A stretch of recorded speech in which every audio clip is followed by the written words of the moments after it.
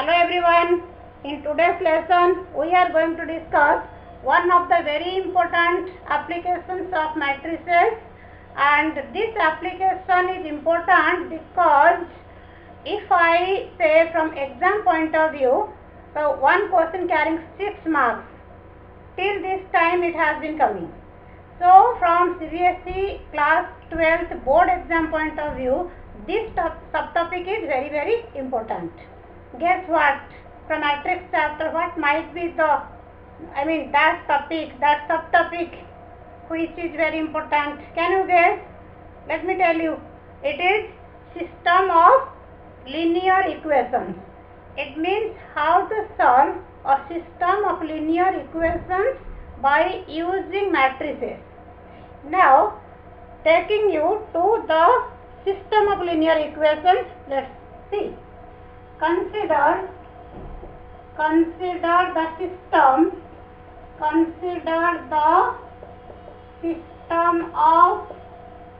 linear equations. Consider the system of linear equations like a11x plus a12y plus a13z equal to b1, a21x plus a22y plus a23z equal to b2, a31x, a32y plus a33z equal to b3. So let's consider this system of linear equations.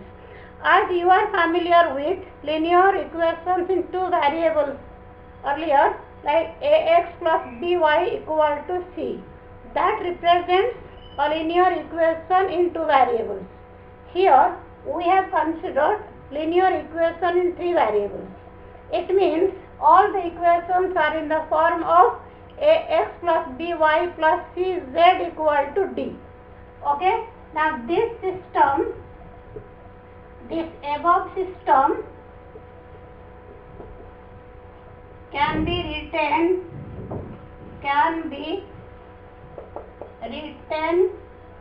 in matrix form as a into x equal to b. We can write this system in matrix form as ax equal to b. Then what is a here? Where A is the matrix containing all the coefficients of the variables. Okay, so first equation a11x, a12y, a13z equal to b1. Coefficients of x, y, z we are taking in first row. Similarly, the coefficients in the second equation a21, a22, a23, we are taking them in second row, and a31, 32, 33, we are taking them in third row. And your x is the column matrix containing the variables. Here the variables are x, y, z.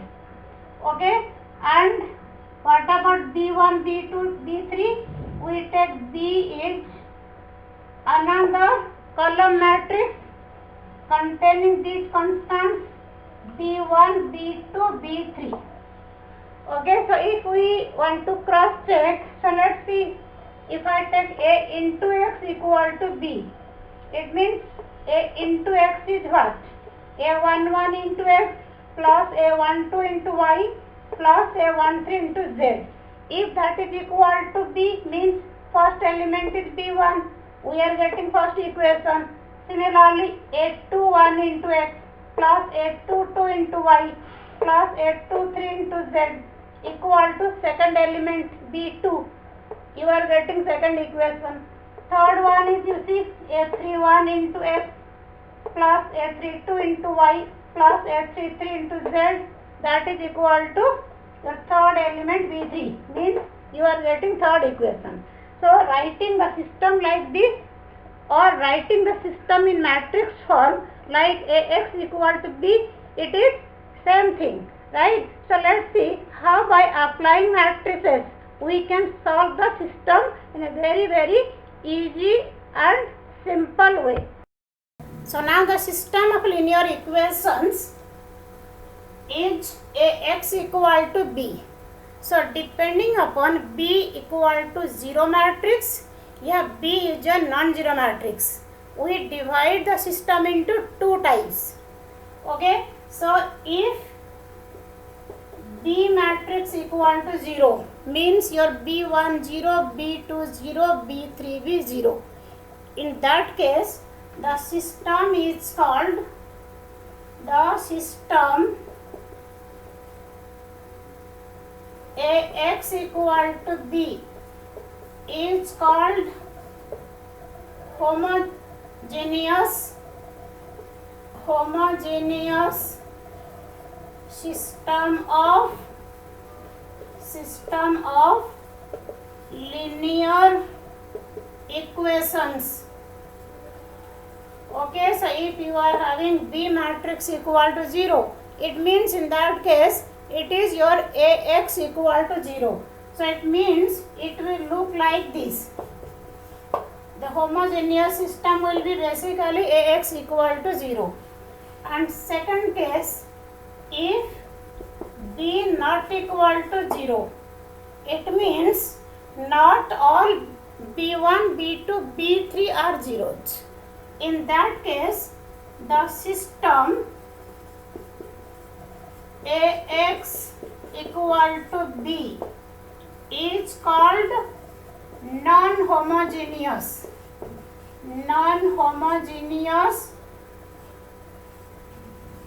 system. Non-homogeneous system of linear equations. So in our syllabus, we have non-homogeneous system of linear equations. It means we will be dealing with non-homogeneous system. So now let's see how to solve the non-homogeneous system using matrix. So we have Ax equal to B, where B is not 0. It means we are considering a non-homogeneous system of linear equations. Okay, so if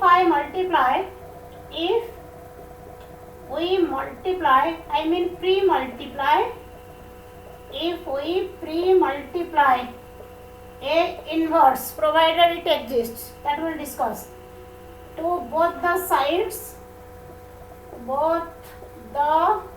sides, we can have A inverse into Ax equal to A inverse into B. Now as you know, A inverse into A equal to identity matrix, right? We know it. A inverse into A equal to identity matrix. So we have Ix equal to A inverse into B. So and also we know any matrix into identity matrix, it remains as it is. So I into X equal to X. So your X equal to A inverse B. So it means we are getting the variable matrix which is our purpose. So we can say this is the solution of the system. Right? Now you may have the question, does A inverse exist every time? Right? Does A inverse exist always? So this is very natural question in everyone's mind. And what will happen if A inverse will not exist? Right? So let's consider when A inverse exists and when A inverse doesn't exist. It means when determinant of A not equal to 0 and when determinant of A equals to 0. So depending upon the nature of the coefficient matrix, so we will get different results. So here, considering A inverse into B, so this is the specific case in the sense, in case A inverse exists, we are getting X equal to A inverse B, and B is fixed, right? In the equation, given system of equations, B will be given, right? And inverse of any matrix is unique. As you know, you don't have multiple inverses for any matrix, and this is the variable. So it means in this case variable matrix equal to A inverse, which is unique for any particular system of matrices, and B is also given for a particular question. So it means A inverse into B gives a definite value. It means what we can say, when we say X equal to A inverse B, the system has unique solution. And as I said, A inverse doesn't exist always. So in case A inverse doesn't exist, what will be the situation? So that in case the system we are given, it is Ax equal to B, where B not equal to 0, it means we are having a non-homogeneous system, and actually non-homogeneous system is in our syllabus. So not to worry for that B 0 or not. So right now we have in our syllabus non-homogeneous system of linear equations. So let's see your Ax equal to B and how to solve it. First step is find determinant of A. So while finding determinant of A, two cases arise. Determinant of A not equal to 0, or you may get determinant of A equal to 0. In case determinant of A not equal to 0, it means A is a non-singular matrix. So in this case, your A inverse exists. Okay, A inverse exists, and you know how to evaluate A inverse. And so A inverse exists, and A inverse equal to adjoint of A by determinant of A. In case the question demands find A inverse using elementary transformation, you have to follow the instruction of the question. So in case there is no instruction given, you can use A inverse. So basically you have to find A inverse whichever method is convenient to you. Okay, and X equal to A inverse B. Right? So in this case the system has unique solution. So it means what is your take point from here? In case you get determinant of A not equal to 0, system has unique solution, and the unique solution will be given by X equal to A inverse into B. To get A inverse, you have two methods. One method is adjoint of A by determinant of A, 1 by determinant of A into adjoint of A. The second method is using elementary transformations. So whichever method is convenient to you, you can find A inverse using that method. And in case in the question it is mentioned using elementary transformation find A inverse, then solve it, then you don't have any choice. You have to follow instruction of the question. Right? In case there is no instruction, then it is up to you. Whichever method is convenient to you, you can apply that. And second case is when determinant of A equal to 0. So here your A inverse doesn't exist, means you cannot find A inverse.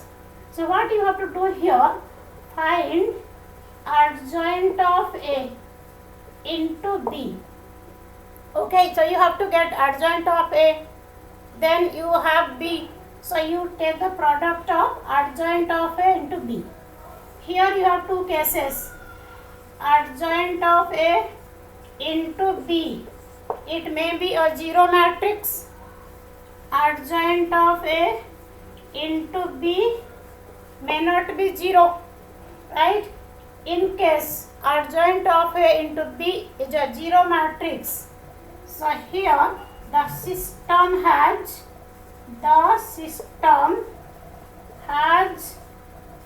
infinitely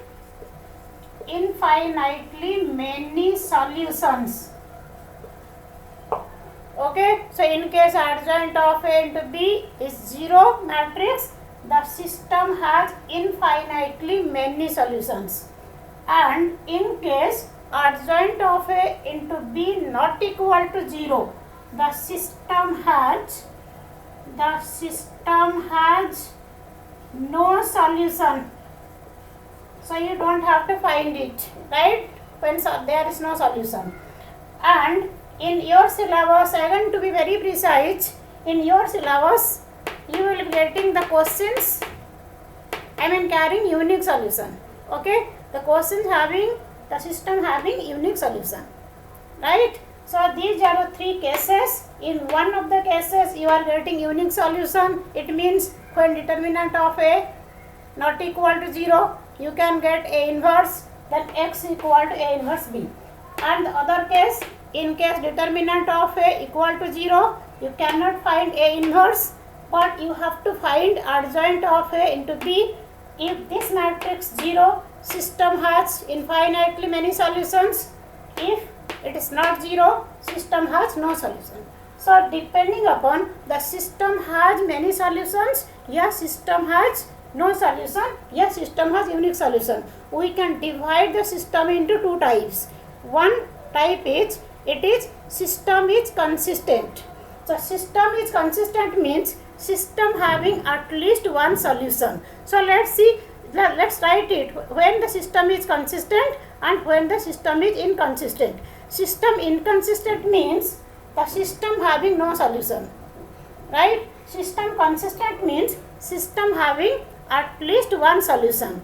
So in case of unique solution and as well as in case of many solutions, we can say system is consistent. So it means these two cases, you can say system is consistent. System is consistent. If it's not visible, just, yeah. So in this case, we can say both the cases, system is consistent.